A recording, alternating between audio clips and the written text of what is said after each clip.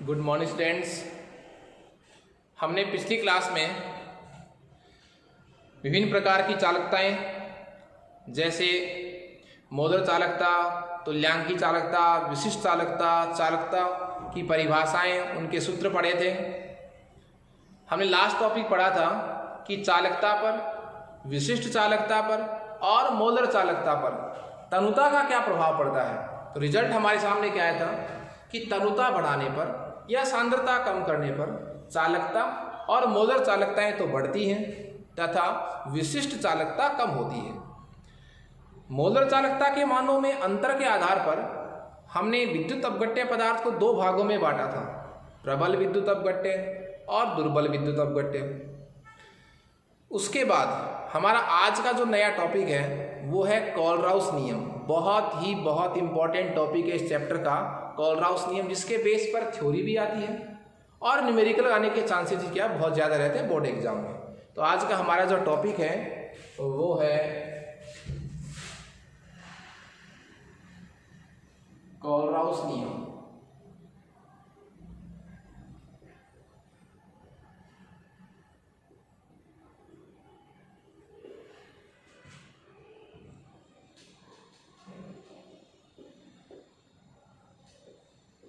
नियम की पृष्ठभूमि।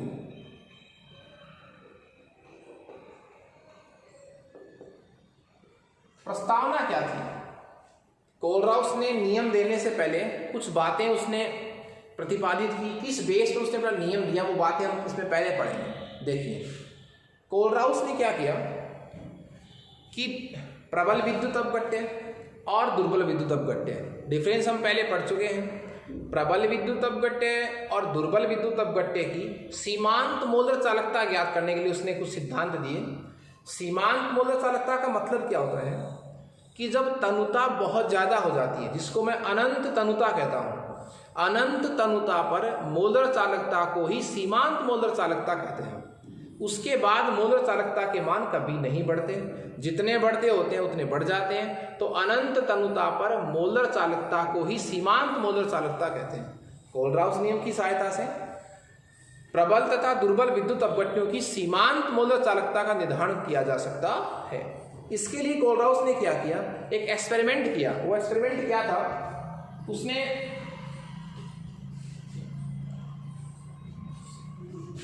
विभिन्न विद्युत अपघट्यों के लिए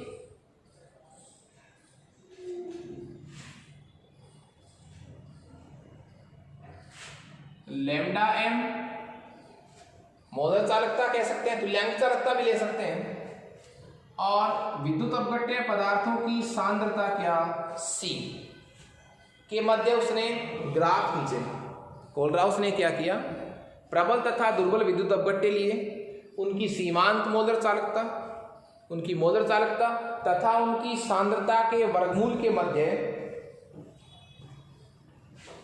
ग्राफ खींचे। और ग्राफ पे उसने क्या किया, एक प्रबल विद्युत अपघट्य लिया, एक लिया दुर्बल विद्युत अपघट्य। प्रबल विद्युत अपघट्य जो था उसके लिए इस तरह का ग्राफ था, जैसे उसने लिया पोटेशियम क्लोराइड, प्रबल विद्युत अपघट्य लिया। एक लिया दुर्बल विद्युत अपघट्य,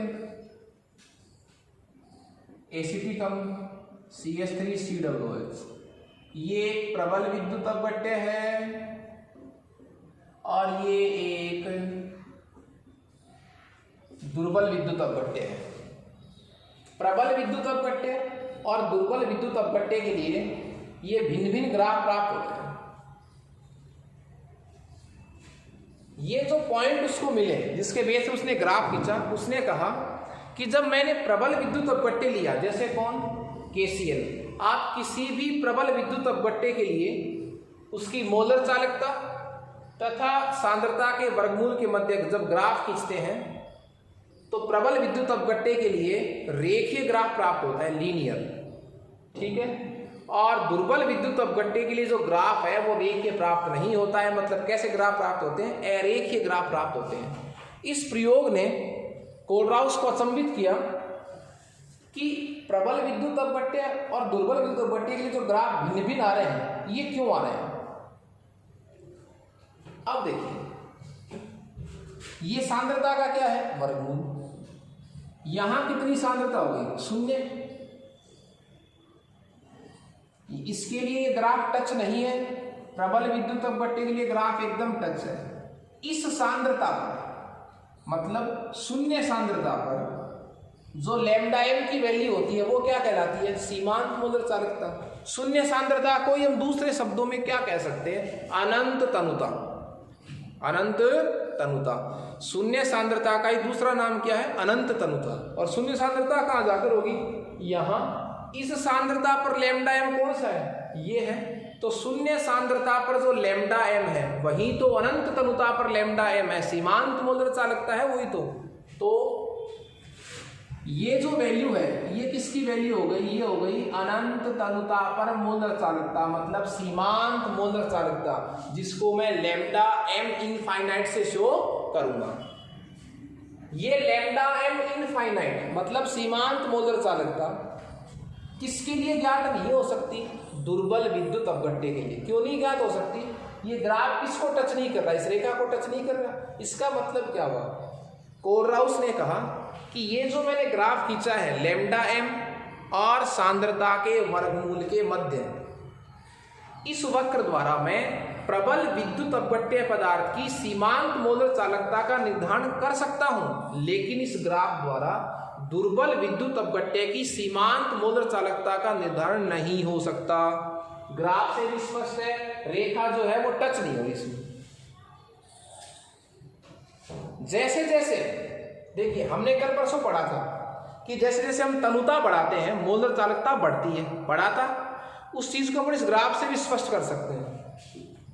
ये सांद्रता है, मैं जब इधर चलूंगा लेफ्ट टू राइट तो सांद्रता बढ़ेगी या घटेगी? सांद्रता घटेगी। सांद्रता घटने को मैं क्या नाम दे सकता हूं? तनुता बढ़ना। तो जैसे जैसे आप सांद्रता कम करेंगे, इधर चलेंगे, सांद्रता कम करना, तनुता बढ़ाना, बात एक ही है। जैसे जैसे आप तनुता बढ़ाते हैं, सांद्रता कम करते हैं, लैम्डा एम की जो वैल्यू है वो बढ़ती है। वो क्या होती है? बढ़ती है। क्लियर है? मोलर चालकता बढ़ती है। तो जैसे जैसे सांद्रता कम होती है, तनुता बढ़ती है, वैसे वैसे ग्राफ कहां जा रहा है? देखिए ऊपर की तरफ जा रहा है, मतलब लैम्डा एम का मान बढ़ता है। तो तनुता बढ़ाने पर मोलर चालकताएं बढ़ती है। ग्राफ ये कह रहा है कि आप इस ग्राफ द्वारा दुर्बल विद्युत अपघट्य की सीमांत मोलर चालकता ज्ञात नहीं कर सकते। क्यों? क्योंकि सीमांत मोलर चालकता क्या होती है? अनंत तनुता पर। अनंत तनुता कहाँ है? ये है 0 सांद्रता। यहां देखिए आप प्रबल विद्युत अपघट्य का ग्राफ यहां स्पर्श कर रहे हैं, तो प्रबल विद्युत अपघट्य का ग्राफ जब यहां स्पर्श कर रहा है इसका मतलब यहां पर सांद्रता कितनी है? 0। 0 सांद्रता पर आप लैम्डा एम की वैल्यू ज्ञात कर सकते हैं, लेकिन ये ग्राफ इसको टच नहीं कर रहा है। इसका मतलब इस ग्राफ द्वारा आप दुर्बल विद्युत अपघट्य की सीमांत मोलर चालकता का निर्धारण नहीं कर सकते। कोलराउस ने इस वक्र के आधार पर एक व्यंजक प्रतिपादित किया, जो क्या था? देखिए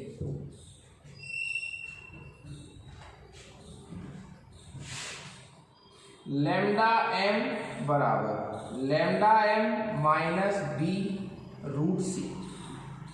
2 बार मैंने मोलर चालकता के व्यंजक लिखे। लैम्डा एम सी सांद्रता पर मोलर चालकता, 0 सांद्रता पर मोलर चालकता, और 0 सांद्रता को अनंत तनुता कह सकता हूं। अनंत तनुता पर मोलर चालकता, 0 सांद्रता पर मोलर चालकता minus B under root C. B नियतांक है, सी विलयन की सांद्रता है। लैम्डा एम सी क्या है? सी सांद्रता पर मोलर चालकता। लैम्डा एम इनफाइनाइट क्या है? 0 सांद्रता पर मोलर चालकता। क्लियर है? ये सब के बाद इस समीकरण को एक वैज्ञानिक था आंसेगर, उसने इसको गणितीय आधार प्रदान किया, सूत्र उसने प्रतिपादित किया, इसमें संशोधन किया।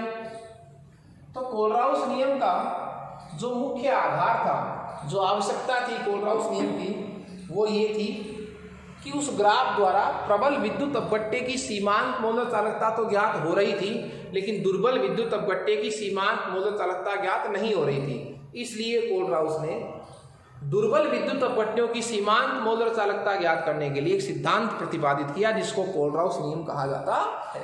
अब कोलराउस नियम पढ़ेंगे। तो हमारा जो टॉपिक है वो है कोलराउस नियम।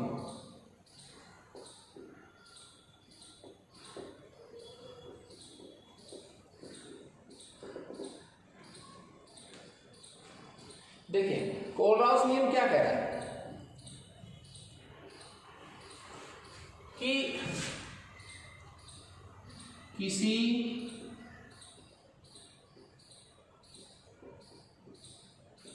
दुर्बल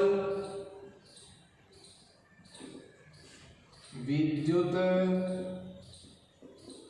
अपघट्य की सीमांत मोलर चालकता,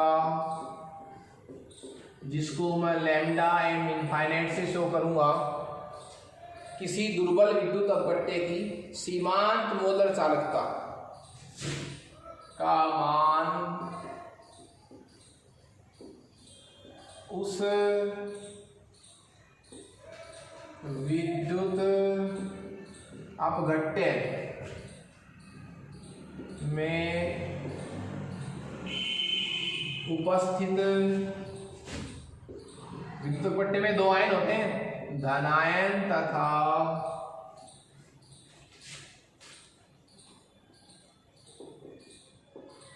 ऋणायन की सीमांत मोलर चालकताओं के योग के बराबर होता है। तो किसी दुर्बल विद्युत अपघट्य की सीमांत मोलर चालकता का मान उस विद्युत अपघट्य में उपस्थित धनायन और ऋणायन की सीमांत मोलर चालकताओं के योग के क्या होता है, बराबर होता है। देखिए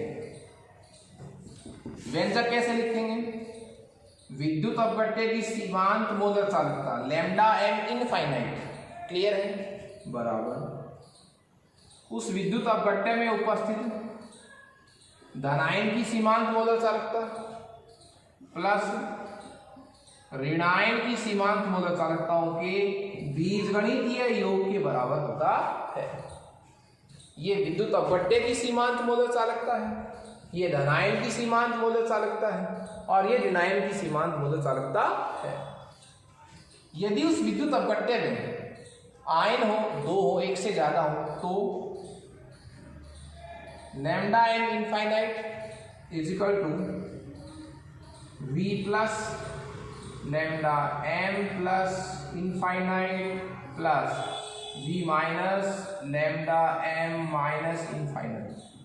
ये V प्लस और V माइनस क्या है, ये आयनों की संख्या है, ये आयनों की क्या है, संख्या। जैसे फॉर एग्जांपल देखेंगे NaCl विद्युत अपघट्य है, इसमें देखिए Na प्लस है, Cl माइनस है, एक धनायन है एक ऋणायन है, तो V प्लस की जगह एक आ जाएगा, V माइनस की जगह भी एक आ जाएगा। धनायन और ऋणायन की संख्या। आपके पास कोई दूसरा विद्युत अपघट्य हो MgCl2, तो इसमें देखिए Mg तो एक है लेकिन क्लोराइड कितने हैं, दो, तो V प्लस की वैल्यू तो आ जाएगी एक और क्लोराइड V माइनस की वैल्यू कितनी आ जाएगी, दो। तो धनायन ऋणायन एक से ज्यादा हो तो हम ये वाला सूत्र भी लगा सकते हैं, दोनों की वैल्यू गुणा होकर जुड़ जाएगी। देखिए अब बात ये है, इसी नियम को, कोलराउस का जो ये नियम था, इस नियम का एक नाम और भी है और वो नाम क्या है, आयनों के स्वतंत्र अभिगमन का नियम। आयनों के स्वतंत्र अभिगमन का नियम।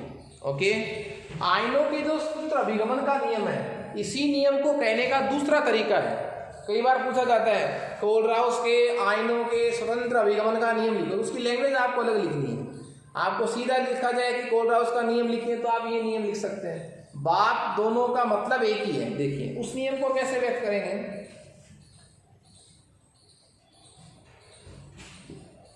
इसको इस तरीके से लिखें, इस वाले तरीके से। तो कैसे लिखेंगे,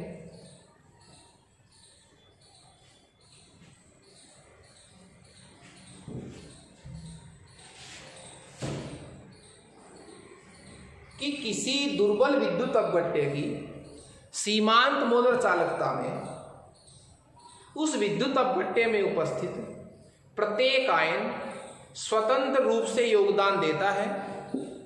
एक आयन की मोलर चालकता का दूसरे आयन की मोलर चालकता पर कोई प्रभाव नहीं पड़ता। इसे आयनों के स्वतंत्र अभिगमन का नियम कहते हैं। तो कहने का मतलब क्या हुआ कि प्रत्येक आयन की मोलर चालकता उसके सह आयन पर निर्भर नहीं करती। क्लियर है?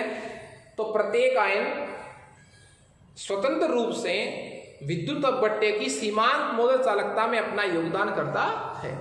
क्लियर है? वापस से सुन लीजिए। आयनों की स्वतंत्र अभिगमन का नियम क्या है कि किसी दुर्बल विद्युत अपघट्य की सीमांत मोलर चालकता में किस किस का योगदान होता है? धनायन की सीमांत मोलर चालकता का, ऋणायन की सीमांत मोलर चालकता का योग होता है। और ये दोनों आयन स्वतंत्र रूप से, पृथक रूप से योगदान देते हैं उस विद्युत अपघट्य की सीमांत मोलर चालकता में। तो एक आयन की सीमांत मोलर चालकता उसके सह आयन पर निर्भर नहीं करती। ओके, इसलिए इसे आयनों के स्वतंत्र अभिगमन का नियम कहते हैं।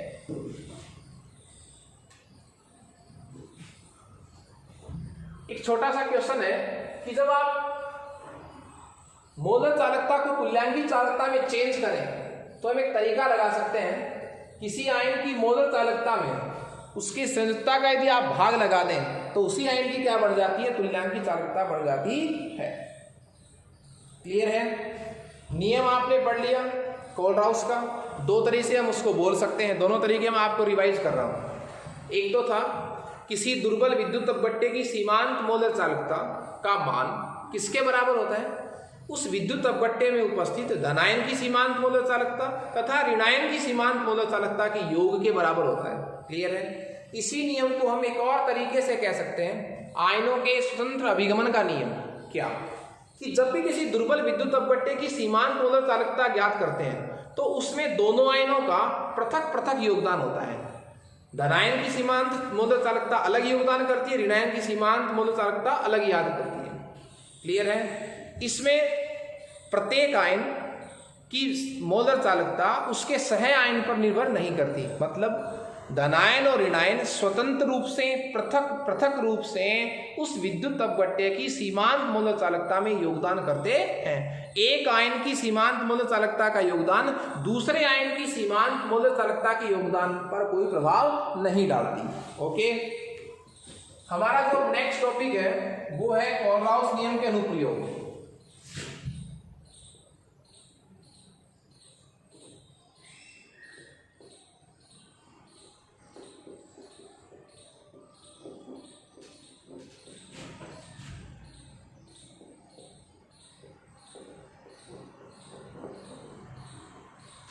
कोलराउस नियम के अनुप्रयोग। हम कोलराउस नियम से क्या क्या अनुप्रयोग, क्या क्या उसके फायदे हैं।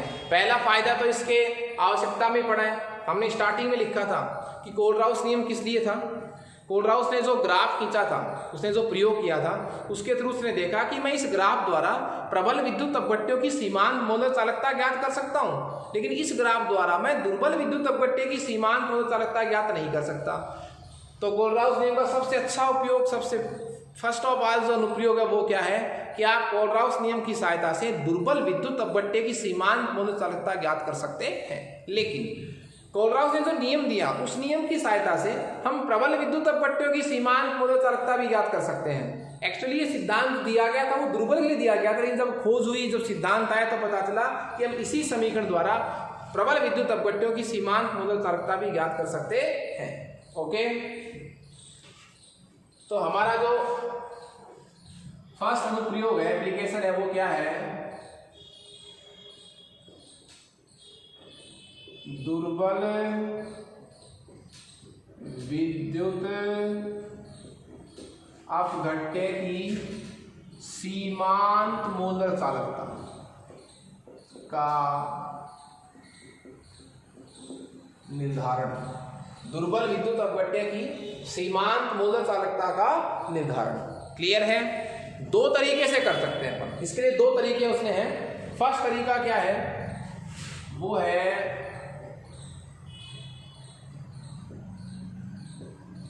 आयनिक चालकता द्वारा। आयनिक चालकता द्वारा।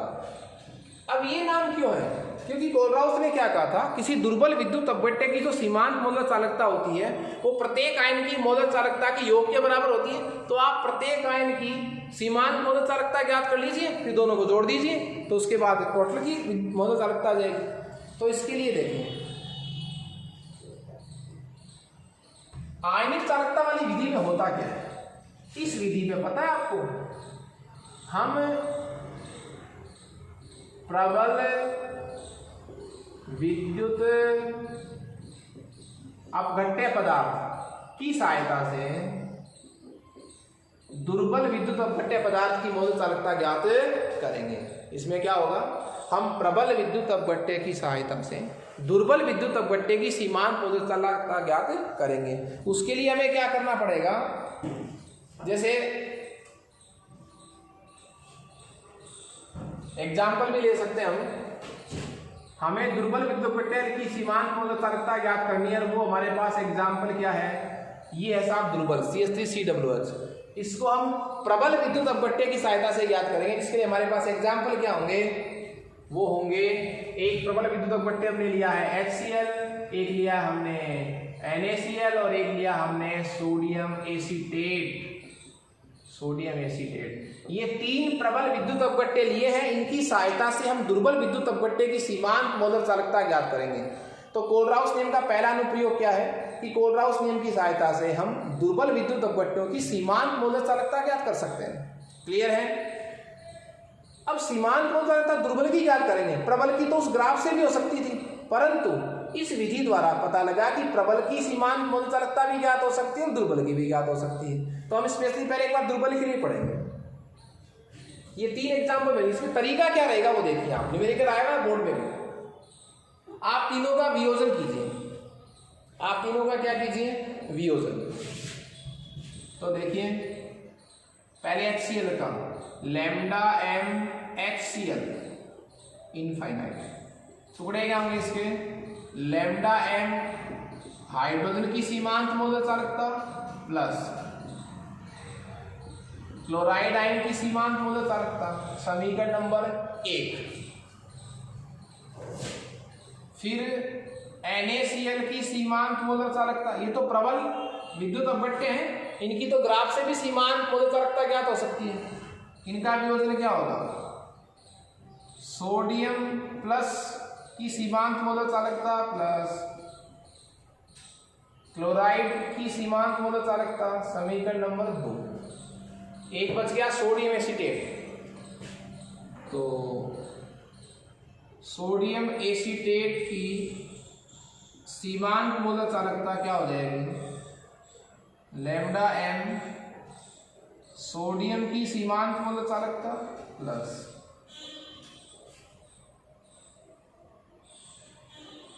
एसीटेट की सीमांत मोलर चालकता, समीकरण नंबर 3। क्लियर है? उसके बाद देखिए आप कि आपको इस तरह से इनमें मैथमेटिकल ऑपरेशन करना है कि किन समीकरण को जोड़कर किसको घटाया जाए कि हमें अंत में सिर्फ क्या मिले, हमें अंत में मिले सिर्फ क्या, CH3CO- और H+। ये दो आयन बचे, इसमें से इसको इस तरह हमें माइनस करना है कि क्या बचे, ओनली दो आयन बचे वो वाले, क्योंकि हमें उसी दुर्बल विद्युत अपघट्य की सीमांत मोलर चालकता ज्ञात करनी है। क्लियर है? तो देखिए हम क्या करेंगे, समीकरण नंबर 1 और 3 को तो जोड़ेंगे। समीकरण 1 3 को जोड़कर समीकरण 2 में से घटाने पर समीकरण 1 व 3 को जोड़ना है, समीकरण 2 में से आपको घटाना है। तो देखिए घटाइए, मैं ऐसे भी कह सकता हूं 1 व 3, एक HCl है 3 एसीटेट है। तो करना क्या है, lambda infinite HCl plus lambda infinite HCl किसके लिए, CH3COONA माइनस करना है लैम्डा इनफाइनाइट NaCl की वैल्यू को। क्लियर है? तो देखिए इसके टुकड़े क्या हो जाएंगे, lambda m infinite H plus lambda m infinite Cl minus. Clear है? इसके टुकड़े कीजिए lambda m infinite CH3CO minus plus lambda m infinite Na plus minus lambda m infinite Na plus. अब बाहर साइन माइनस का रह गया तो प्लस Cl लिखेंगे, उसका साइन चेंज हो जाएगा, minus lambda m infinite Cl minus. कोई दिक्कत नहीं है। ये लैम्डा H प्लस है साहब, ये प्लस का लैम्डा Cl है, ये माइनस का लैम्डा Cl कट गया। ये प्लस का सोडियम Na प्लस है, ये माइनस का लैम्डा M माइनस है। तो बच क्या गया, देखिए आप, रह क्या गया, lambda m infinite H plus, ये वाला बच गया और ये वाला बच गया, plus lambda m infinite CH3CO minus. तो टोटल क्या आ गया, लैम्डा m इनफाइनाइट CH3COOH। तो ये तरीका था, इसको आप रिवाइज कीजिए।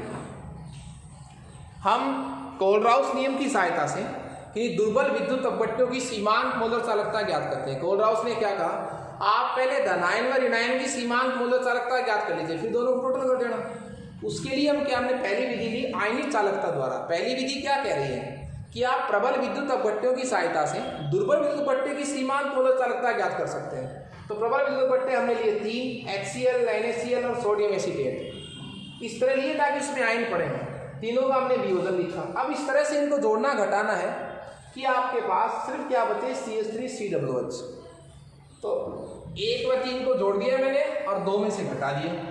तो ये कटा कर क्या बचे, H प्लस और CH3COO माइनस बचे, दोनों का टोटल कर दिया। इसका मतलब क्या हुआ, आप प्रबल विद्युत अपवर्तकों की सहायता से H प्लस और CH3COO माइनस की सीमांत मोलर चालकता लाइए, दोनों को टोटल कर दीजिए, आपके पास दुर्बल की सीमांत आ जाएगी। तो ये पहली विधि थी आयनिक चालकता द्वारा।